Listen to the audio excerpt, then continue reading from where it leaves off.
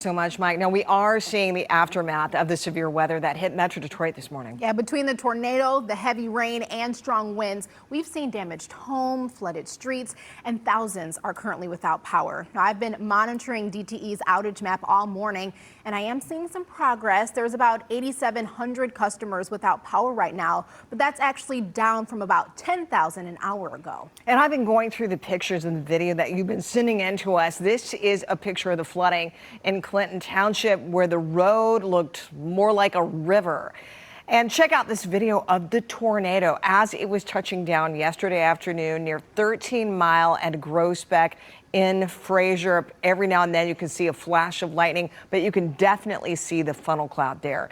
7 News Detroit reporter Ryan Marshall is live in Fraser for us this morning to walk us through the damage. And Ryan, what have you been seeing?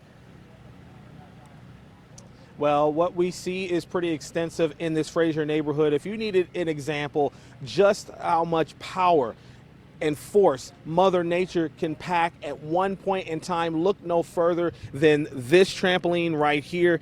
What was a trampoline before, something my kids would probably play on. It looks like a taco, literally folded around a power line right there. You can see in front of the trampoline, there's a power line draping down. And then on the other side, I do want to show you some of the damage here. You've got down trees and limbs all over the sidewalk. There's a tree on the top of a house on the other side. You can't see that, but what you can see is this tree completely split at the trunk midway through, and the piece of that tree has fallen over into the yard, and some of that is also on top of the roof as well. Certainly, this storm packed quite a punch when it came through this Fraser neighborhood, and people now, as the sun is starting to peak up a little bit, are going to be contending with this all morning long with the cleanup.